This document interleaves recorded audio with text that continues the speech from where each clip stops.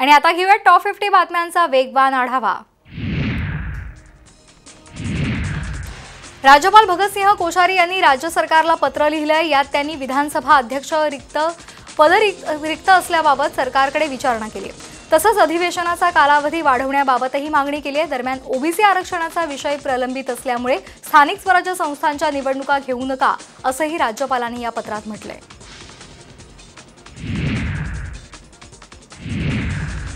राज्यातील महाविद्यालयीन विद्यार्थ्यांसाठी मोठा निर्णय घेण्यात आलेला आहे। कोरोनामुळे पालक हरपलेल्या मुलांना मदतीचा हात देण्यात आलाय। पदव्युत्तर शिक्षण पूर्ण होईपर्यंत महाविद्यालयाचे शुल्क माफ करण्याचा निर्णय घेण्यात आलाय।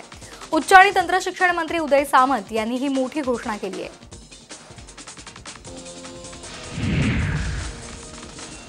फीच्या संदर्भामध्ये काही आम्ही निर्णय घेतलेले आहेत। त्यातला पहिला निर्णय आहे की ज्या विद्यार्थी आणि विद्यार्थिनींचे आई वडील किंवा पालक कोविड-19च्या प्रादुर्भावामुळे मयत झाले असतील अशा विद्यार्थ्यांचे पदवी व पदव्युत्तर शिक्षण पूर्ण होईपर्यंत संपूर्ण फी ही माफ करण्यात येण्याचा संदर्भातला निर्णय काल आम्ही बैठकीमध्ये घेतला आणि तो आज मी आपल्यासमोर जाहीर करतोय।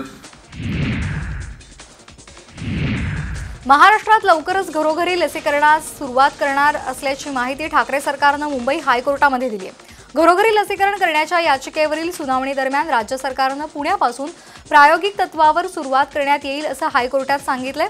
तसंच केंद्र सरकारवर अवलंबून राहणार नाही असंही राज्य सरकारनं म्हटलंय।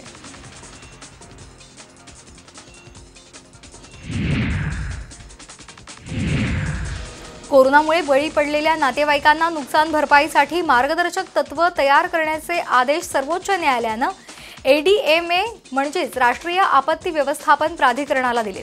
मदतीची रक्कम किती असावी ते ठरवण्याचा अधिकार राष्ट्रीय आपत्ती व्यवस्थापन प्राधिकरणाला कोर्टानं दिलाय। या मार्गदर्शक तत्वाची अंमलबजावणी 6 महिन्यात करा असंही कोर्टानं म्हटलंय। देशात कोरोना रुग्णवाढीला ब्रेक लागलेला आहे। देशात गेल्या 24 तासांमध्ये कोरोनाचे 45,000वर नवे रुग्ण आढळून आले, तर काल दिवसभरामध्ये 60,729 रुग्णांनी कोरोनावर मात केली आहे। गेल्या 24 तासांमध्ये 817 रुग्णांचा कोरोनामुळे मृत्यू झालाय। कोरोना रुग्णवाढ कमी होण्याबरोबर रुग्ण दगावण्याचं प्रमाण कमी झाल्यामुळे देशातील आरोग्य यंत्रणांना दिलासा मिळालाय।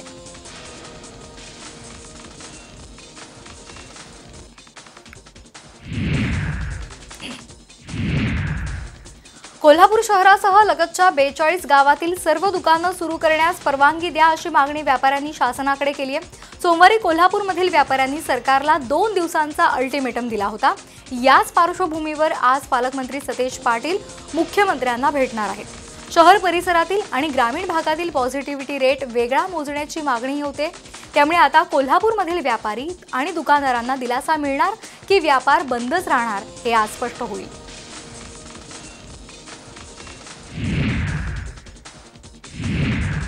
सांगलीत दुकानं बंद करण्यावरून मोठी वादावादी झाली आहे। चष्मा दुकानदाराचा पालिकेच्या पथकासोबत दुकानं बंद करण्यावरून हा वाद झालाय।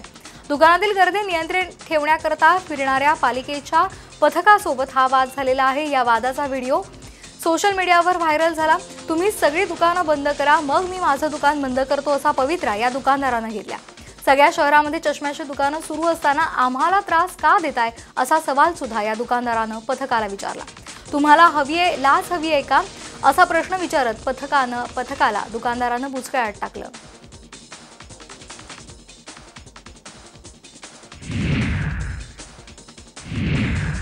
भारतात आणखी एका लसीला मंजुरी मिळालेली आहे। अमेरिकन कंपनीची मॉडर्नाची लस लवकरच भारतामध्ये उपलब्ध होणार आहे।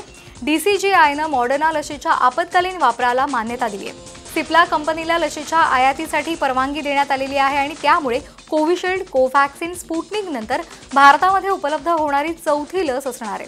देशामध्ये 18 वर्षांवरील सर्वांचं लसीकरण वर्षाअखेरीपर्यंत पूर्ण करण्याचं उद्दिष्ट केंद्र सरकारचं आहे।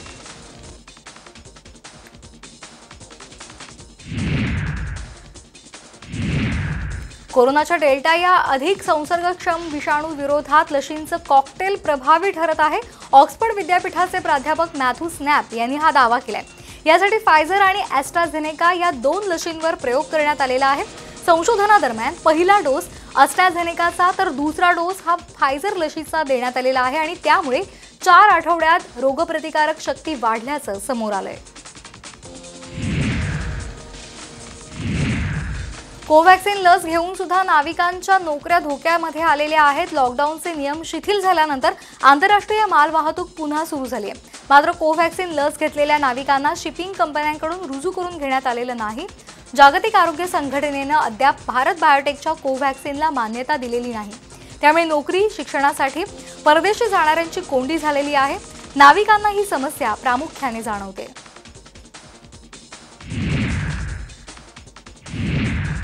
ठाणे केंद्र सरकारनं सूत्र पुन्हा आपल्या हाती घेतल्यानंतर वेगानं सुरू झालेली लसीकरण मोहीम अवघ्या आठवड्याभरामध्ये ढेपाळू लागली आहे। ठाणे जिल्ह्यातील सर्वच ठिकाणी लशीचा तुटवडा जाणवू लागलाय। ठाणे, कल्याण, डोंबिवली या शहरामध्ये मंगळवारी दिवसभर पालिकेची लसीकरण केंद्र बंद होती। आज बुधवारी सुद्धा कल्याण, डोंबिवली, अंबरनाथ आणि बदलापूर शहरामध्ये लसीकरण बंद ठेवण्यात आलं असून ठाण्यामध्ये केवळ कोव्हॅक्सिनची मात्रा दिली जाणार आहे।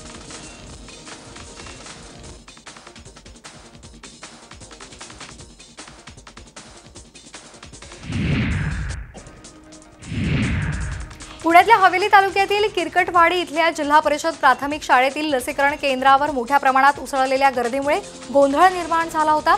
18 ते 44 वयोगटातील 100 डोस आणि 45च्या पुढील वयोगटासाठी 100 डोस उपलब्ध असताना हजारांच्या वर नागरिक लस घेण्यासाठी आले होते। लसीकरणाबाबत प्रशासनानं कोणतंही नियोजन केलं नसल्यामुळे नागरिक संतप्त झालेत। लसीकरणासाठी पहाटेपासूनच रांगेत थांबलेले नागरिक निराश होऊन लस न घेताच निघून गेले।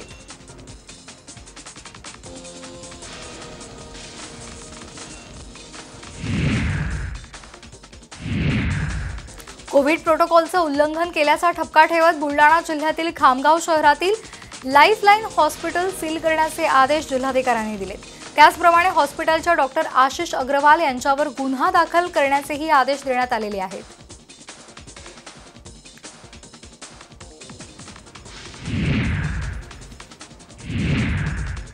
आषाढी एकादशी निमित्त कोविड नियमांचं पालन करत बुलडाणा आगारातून भाविकांसाठी आज सकाळी पंढरपूर विशेष एसटी गाडी सोडण्यात आली।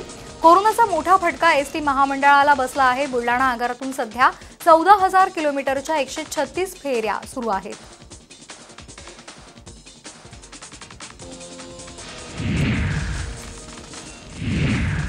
आषाढी वारीसाठी संत ज्ञानेश्वर महाराजांची पालखी 2 जुलैला आळंदीहून प्रस्थान ठेवणार आहे।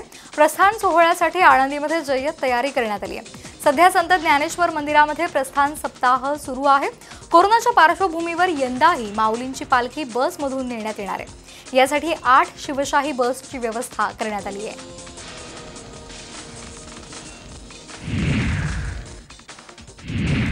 यंदाही कोकणातील गणेशोत्सवावर कोरोनाचं सावट असल्याचं दिसून येत आहे। गणेश मूर्ती संदर्भात शासनानं नवे नियम जाहीर केल्यानं मूर्तिकार संकटात सापडलाय।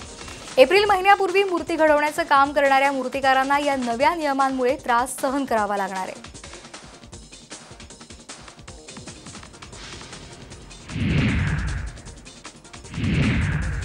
नागपूर जिल्हा परिषद पोटनिवडणुकीमध्ये महाविकास आघाडीमध्ये फूट पडल्याचं समोर आलंय। या निवडणुकीमध्ये शिवसेना स्वबळावर लढणार असल्याची माहिती शिवसेनेचे आमदार आशिष जयस्वाल यांनी दिली आहे। शिवसेनेच्या प्रस्तावाला राष्ट्रवादी काँग्रेसकडून कोणतंही उत्तर न देण्यात आल्यामुळे शिवसेनेनं स्वबळावर लढण्याचा निर्धार केला आहे।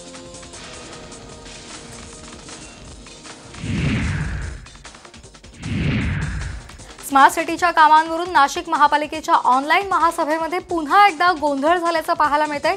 स्मार्ट सिटीचे अधिकारी या महासभेमध्ये उपस्थित न राहिल्यामुळे नगरसेवकांनी अधिकाऱ्यांच्या मुजोरीचा विरोध करत निषेध केला।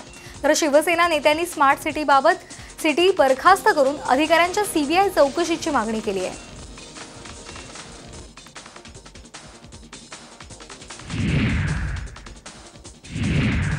अहमदनगर महापालिकेच्या महापौरपदी शिवसेनेच्या रोहिणी शेंडगे तर उपमहापौरपदी राष्ट्रवादीचे गणेश भोसले यांची बिनविरोध निवड झाली आहे। या निवडणुकीमध्ये भाजपला जोरदार दणका बसलाय। भाजपनं एकाही पदासाठी अर्ज दाखल केला नाही। महापौर उपमहापौर पदांसाठी विरोधकांचा अर्ज दाखल न होण्याची महापालिकेच्या इतिहासातली ही पहिलीच घटना आहे। अहमदनगरमध्ये महापौर पदाच्या निवडीवरून शिवसेनेच्या 2 गटामध्ये राडा झाला आहे। शिवसेना नगरसेवकांमध्ये मध्यरात्रीच्या सुमारास हा वाद निर्माण झाला। शिवसेनेच्या नगरसेविकेचे पती निलेश भाकरे यांना मारहाण झालेली आहे। नगरसेवक अनिल शिंदे आणि निलेश भाकरे यांच्यामध्ये वाद झाला होता आणि त्यातून हा गोंधळ निर्माण झाल्याची माहिती मिळते।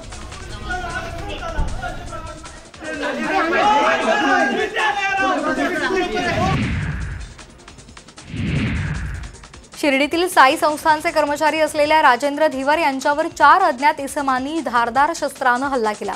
या हल्ल्यामध्ये गंभीर जखमी झालेल्या राजेंद्र धिवर यांना उपचारासाठी साई संस्थानच्या सुपर स्पेशालिटी रुग्णालयामध्ये दाखल करण्यात आले, मात्र उपचारादरम्यान त्यांचा मृत्यू झालाय।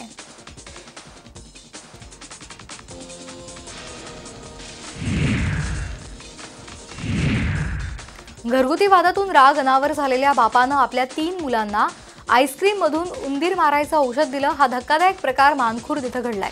या घटनेमध्ये अलिशान मोहम्मद अली अन्सारी या 5 वर्षाच्या मुलाचा मृत्यू झाला असून 7 वर्षीय अलीना आणि 2 वर्षाचा अरमान यांच्यावर रुग्णालयामध्ये उपचार सुरू आहेत। या घटनेनं मानखुर्द परिसरामध्ये एकच खळबळ उडाली।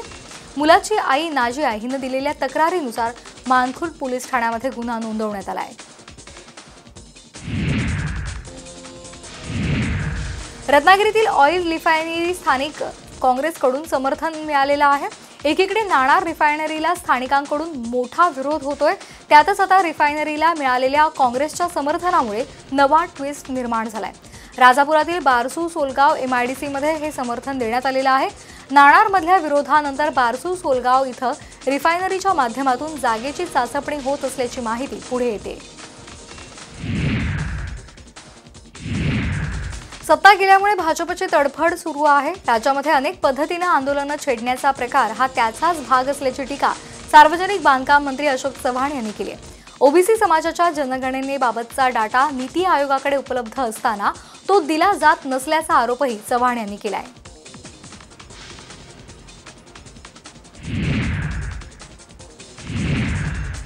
मुंबईतील 2014 नंतरच्या इमारतींकडून अग्निसुरक्षा शुल्क आकारणी करण्याचा निर्णय महापालिकेनं घेतलाय। 2014 नंतरच्या सर्व इमारतींकडून प्रति चौरस मीटर 10 ते 15 रुपये इतका अग्निसुरक्षा शुल्क वसूल करण्यात येणार आहे। ताबा प्रमाणपत्र देताना विकासकाकडून हे शुल्क एकदाच वसूल करण्यात येणार आहे, मात्र एकाच वेळी आकारण्यात येणाऱ्या शुल्काच्या 1% शुल्क प्रत्येक वर्षी संबंधित मालकाला भरावं लागणार आहे।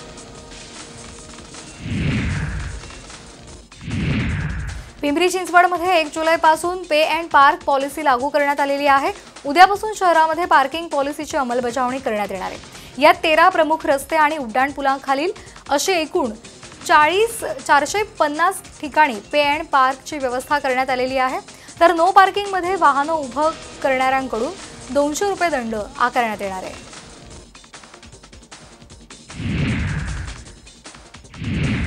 ज्या कृषी कायद्यांना गेल्या 7 महिन्यांपासून विरोध होतोय, केंद्र सरकारच्या त्या नव्या कृषी कायद्यात राज्य सरकार बदल करणार असल्याची माहिती मिळते।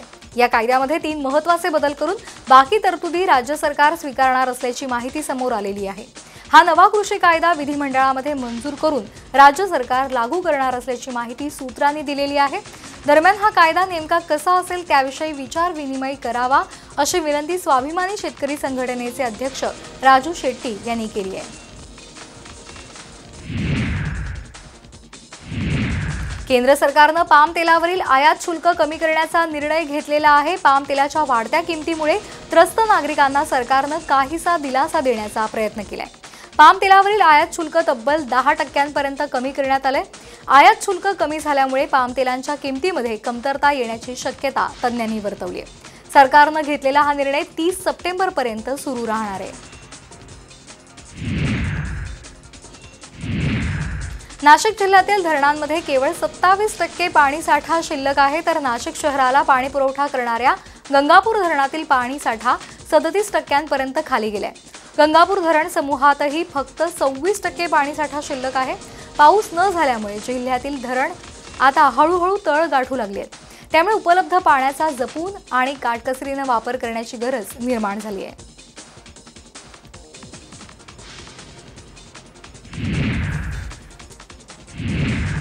बुलढाण्यातल्या चिखली तालुक्यामध्ये धरण फुटल्यामुळे हजारो हेक्टर जमीन वाहून गेलेली आहे। यामध्ये एका घराचं मोठं नुकसान झालेलं आहे। या नुकसानग्रस्त भागाची स्वाभिमानी शेतकरी संघटनेचे नेते रविकांत तुपकर यांनी पाहणी केली आहे। यावेळी तुपकरांसमोर शेतकऱ्यांच्या अश्रूंचा बांध फुटला। टोकियो ऑलिम्पिक समाप्तीपर्यंत समाज माध्यमांपासून दूर राहण्याचा निर्णय भारताचे युवा नेमबाज मनू भाकरनं घेतलाय। 23 जुलैपासून सुरू होणाऱ्या ऑलिम्पिकच्या दृष्टीनं मनूची तयारी सुरू आहे। टोकियो ऑलिम्पिकच्या तयारीचा अखेरचा टप्पा आता सुरू असल्यामुळे समाज माध्यमांपासून दूर राहत असल्याचं मनूनं सांगितलंय। अमेरिकेची टेनिस स्टार सेरेना विलियम्स हिनं विम्बल्डन टेनिस स्पर्धेतून माघार घेतलेली आहे। सेरेनाला विम्बल्डनमधील पहिला सामना खेळत असताना दुखापत झाली। बेलारूसच्या अलेक्झांड्रा सोमसेनविचनं तिचा पहिला सामना होता, पण सामना सुरू असतानाच तिच्या डाव्या पायाला दुखापत झाली। त्यानंतर तिनं सामना अर्ध्यावर सोडून स्पर्धेतून माघार घेतली। बॉलिवूड अभिनेत्री मंदिरा बेदीचे पती राज कौशल यांचा मृत्यू झालेला आहे। हृदयविकाराच्या झटक्यानं त्यांचं निधन झालेलं आहे। आज पहाटे 4:30 वाजण्याच्या सुमारास राहत्या घरी त्यांचं निधन झालं। राज कौशल निर्माता आणि स्टंट डायरेक्टर होते। राज यांनी प्यार में कभी कभी, शादी के लड्डू, एंथनी कौन है या चित्रपटाचं दिग्दर्शन केलं।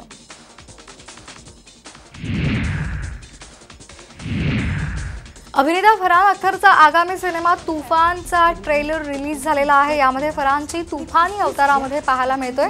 यामध्ये फरहान सोबत मृणाल ठाकूर, परेश रावल, सुप्रिया पाठक, हुसेन दलाल, डॉक्टर मोहन अगाशे, दर्शन कुमार आणि विजय राज मुख्य भूमिकेमध्ये आहेत। येत्या 16 जुलैला हा सिनेमा Amazon Prime वर रिलीज होणार आहे। तुमने मिसयूज किया।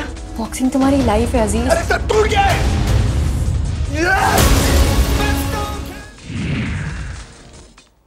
बातमीपत्रात वेळ झाले इथेच थांबण्याची। ताज्या बातम्यांसाठी आपण पाहत राहा साम टीव्ही, बातमी जी व्यवस्था बदलेल। नमस्कार।